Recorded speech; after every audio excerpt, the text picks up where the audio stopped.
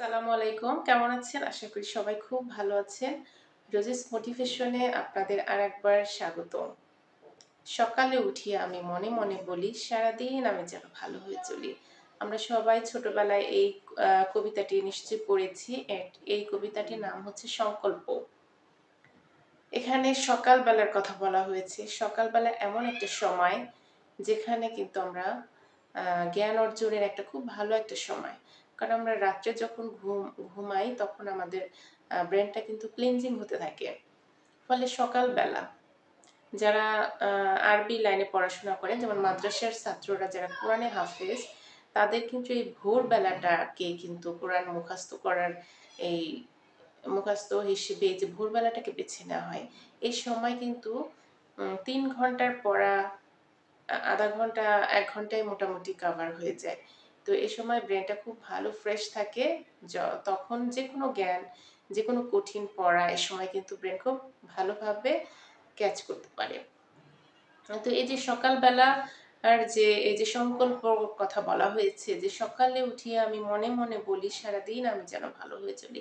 তো এই যে সংকল্পের কথা বলা হয়েছে, যে সংকল্প হচ্ছে, সংকল্পকে ইংরেজিতে অটো সাজেশন বলা হয় অথবা অ্যাফার্মেশন বলা হয়। এখানে ভালো ভালো পজিটিভ সুন্দর সুন্দর কিন্তু কথা বলা হয়। তো এগুলো যদি আমরা ঘুম থেকে উঠে আমরা সুন্দর কথা, পজিটিভ কথা বলি নিজেকে নিজে, অটো সাজেশন মানে নিজেকে নিজে ভালো ভালো কথা আমরা বলার প্র্যাকটিস করি, তাহলে কিন্তু আমাদের সারাটা দিন ভালো যাবে।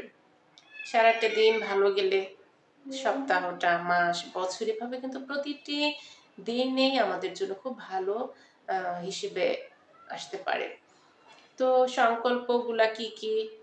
তো আমরা তার কয়েকটি উদাহরণ দেখি। যেমন আমরা কিছু আমি কিছু সংকল্পের কথা বলে দিচ্ছি। এছাড়া আপনারা নিজেদের মতো নিজেরাও সিচুয়েশন অনুযায়ী আপনারা নিজেরা তৈরি করতে পারেন। সব পজিটিভ কথা বলতে হবে।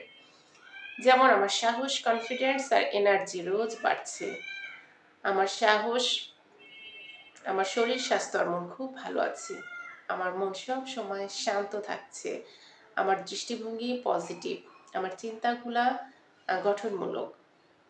আমি সবসময় ভালো মানসিকতায় থাকি। আমি আমার দায়িত্বগুলো খুব ভালোভাবে পালন করতে পারি। আমি খুব সাহসী, আমি খুব শারীরিক মানসিকভাবে সুস্থ। আমি ইতিবাচক দৃষ্টি দিয়ে সবকিছু দেখি। আমার সম্পর্ক সবার সাথে ভালো হচ্ছে, আমার জীবনধারা আরো উন্নত হচ্ছে।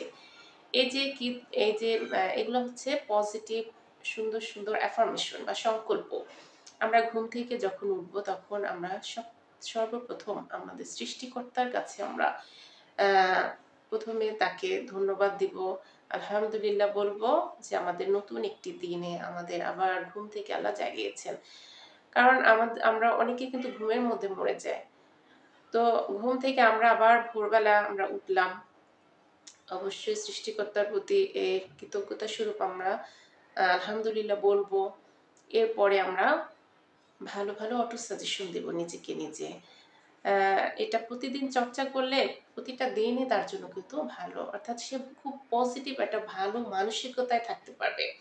সারাদিন যদি ভালো মানসিকতায় থাকা যায় তাহলে যার যার কাজগুলো, দায়িত্বগুলো সে সঠিকভাবে সুন্দরভাবে কিন্তু করতে পারবে। তার কোনো স্ট্রেস আসবে না। স্ট্রেস আসলেও কিন্তু তার তেমন ইফেক্ট পড়বে না। কারণ আমাদের তো সব ধরনের মানুষের সাথেই থাকতে হয়। এক ফ্যামিলিতে পরিবারে বিভিন্ন ধরনের মানসিকতার মানুষগুলো থাকে। আমরা তো সবাইকে ছাড়তে পারবো না। পজিটিভ, নেগেটিভ সব মানুষের সাথে কিন্তু আমাদের পরিবারের সদস্যদের সাথে আমাদের বসবাস করতে হয়। সো তাদের এই নেগেটিভ ইফেক্ট থেকে আমাদের মুক্ত থাকতে হবে। তাদের প্রভাবটা থেকে যেন আমরা মুক্ত থাকি, মানুষটা থেকে না। মানুষটা থেকে মুক্ত থাকলে তাহলে এত ভালো মানুষ কোথায় পাবেন? ওই পজিটিভিটি তৈরি করে নিতে হবে। ভালো মানসিকতা, ভালো পজিটিভ এনভায়রনমেন্ট এগুলো নিজেকে তৈরি করে নিতে হবে। নিজের ভেতরটাকে আরো বিকশিত করতে হবে এবং পজিটিভ সুন্দর মানসিকতার দৃষ্টি দিয়ে আমরা সবকিছু দেখব। তাহলে আমরা বাজে পরিস্থিতির ভিতরেও আমরা ভালো থাকতে পারবো, সুস্থ থাকতে পারবো এবং প্রতিটি দিন আমাদের জন্য খুব ভালো সম্ভাবনা বয়ে নিয়ে আসবে। তো সবাই যদি ভোরবেলা উঠে এই ধরনের সংকল্পগুলো প্র্যাকটিস করেন তাহলে আমাদের অনাকাঙ্ক্ষিত ঘটনাগুলো কমে যাবে। এছাড়া যারা অলস প্রকৃতির মানুষ তারা কিন্তু অ্যাক্টিভ হয়ে যাবে, তাদের কাজের প্রতি আরো আগ্রহ জন্মাবে এবং ভালো কাজের প্রতি। যে অটো সাজেশন আপনি নিজেকে নিজে দিবেন, যেমন আমি খুব অ্যাক্টিভ, তখন তার ভিতরে অলসতাগুলো আস্তে আস্তে দূর হতে থাকবে, সে আরো তার কাজের দিকে ধাবিত হবে। আমার শরীর স্বাস্থ্য আর খুব মন খুব ভালো আছে, তার মানে কি শরীর স্বাস্থ্য আস্তে আস্তে আরো উন্নত হবে, ঠিক হবে, এবং শরীর স্বাস্থ্য ভালো হওয়ার জন্য যা যা দরকার আপনি সেই দিকে আস্তে আস্তে টার্ন করবেন। যেমন বাজে খাবার বন্ধ করবেন, ঘরের তৈরি খাবারে অভ্যস্ত হবেন, সপ্তাহে 2টা রোজা রাখবেন, নিয়মিত এক্সারসাইজ করবেন, ব্যায়াম করবেন, মেডিটেশন করবেন, পরিমিত মানে জীবনযাত্রাকে খুব ভালোভাবে লিড করতে হবে।